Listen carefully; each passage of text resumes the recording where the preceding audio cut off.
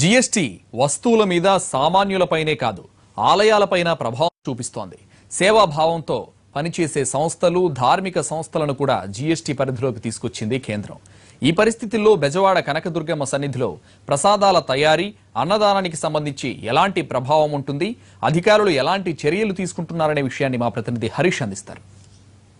ఒక జీఎస్టీ విడుదలకు ముందు 100 ప్రశ్నలు, విడుదలైన తర్వాత $1 మిలియన్ సంబంధించినటువంటి ప్రశ్న. వర్తక వాణిజ్య సంఘాలు, ట్రేడ్ వర్గాలు, అన్ని వర్గాలని జీఎస్టీ పూర్తి స్థాయిలో కుదిపేసినటువంటి నేపథ్యంలో ఆఖరికి దేవాలయాలు, సేవాభావంతో కొనసాగేటువంటి సంస్థలు, ఆధ్యాత్మిక సంస్థల మీద కూడా, ధార్మికమైనటువంటి సంస్థల మీద కూడా జీఎస్టీకి సంబంధించినటువంటి ప్రభావం పూర్తి స్థాయిలో పడుతున్నటువంటి నేపథ్యంలో ఈ వ్యవహారంలో జీఎస్టీ అమలు తర్వాత వస్తున్నటువంటి సమస్యలు ఏంటి, జీఎస్టీ అమలు అయితే ఎలాంటి పరిస్థితి ఉంటుందన్న దాని మీద పూర్తి స్థాయిలో గందరగోళం కొనసాగుతున్నటువంటి నేపథ్యంలో బెజవాడ దుర్గమ్మ ఆలయానికి సంబంధించినంత వరకు ప్రసాదాలు, నిత్యావసర వస్తువులు సరఫరా అవుతున్నటువంటి నేపథ్యంలో ప్రసాదం, అదేవిధంగా అన్నదానానికి సంబంధించినటువంటి వ్యవహారంలో జీఎస్టీ ప్రభావం ఎలా ఉండబోతుంది, అధికారులు ఏ విధంగా జీఎస్టీని ఎదుర్కొనబోతున్నారు అన్న దాని మనతో మాట్లాడేందుకు దేవస్థానం కార్యనిర్వహణాధికారి సూర్యకుమార్ గారు ఉన్నారు.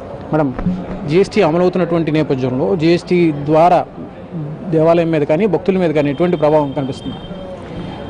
జీఎస్టీ ద్వారా దేవాలయానికి అంతో కొంత ప్రభావం ఉండక తప్పదు అన్నదైతే క్లారిఫై అయ్యింది. కానీ అది ఏ మేరకు ఉండబోతుంది అన్నది ఇంకా మనకి ఊహకు అందని అంత దూరంలోనే ఉందండి.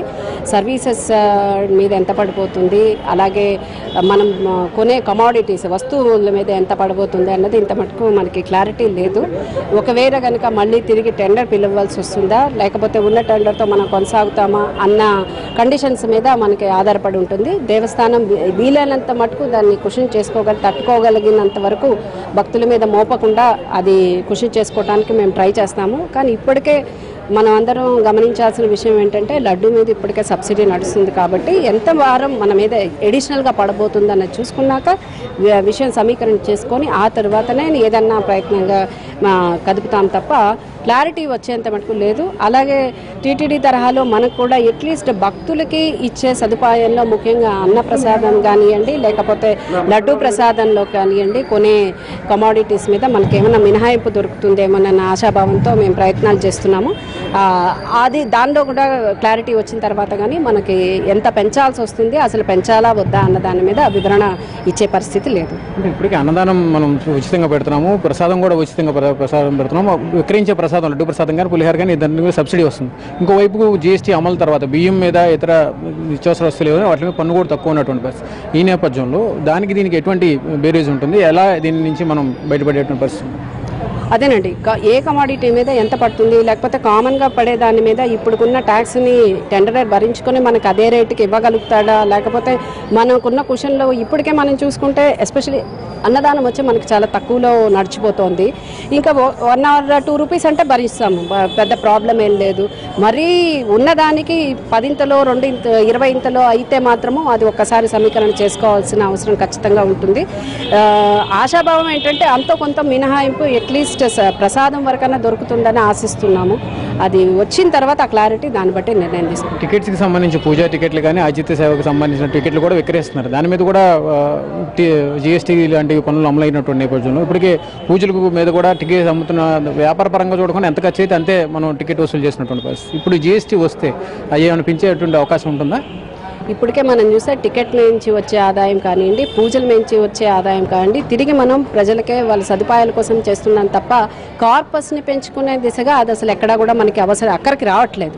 కార్పస్ని కేవలం లీజులు కానివ్వండి, లేకపోతే డొనేషన్లు కానివ్వండి, వాటి నుంచి మనం పెంచుకున్నాం తప్ప ఉండే ఆదాయం తప్పించి ఈ సేవలకి తీసుకునే, అంటే మనం ఏదైనా పూజలకి తీసుకునేది కానివ్వండి, ప్రసాదం అమ్మకానిది కానివ్వండి, ఎక్కడ కూడా వాళ్ళకి తిరిగి మనమే మళ్ళీ కార్పస్ నుంచి డైవర్ట్ చేసి ఇచ్చే పరిస్థితి ఉంది. అయినప్పటికీ ప్రజలకి ఎంత మటుకి, భక్తులకి ఎంత మటుకి అసౌకర్యం లేకుండా మనం చేయగలుగుతామో అంత మేర మేము ప్రయత్నాల్లోనే ఉంటాం తప్ప అది ప్రజలకి అదాటుగా మనం పాస్ ఆన్ చేసేంత ఇదిగా ఉండబోవనే అనుకుంటున్నాను నేను. జీఎస్టీ అమలవుతున్నటువంటి టీటీడీకి ఎలాంటి ఫెసిలిటీస్ అయితే ఇస్తారో అదే ఫెసిలిటీ దేవస్థానానికి ఇస్తే ఎంతో కొంత మనం సర్వైవ్ అయ్యేటువంటి పరిస్థితి తప్పకుండా.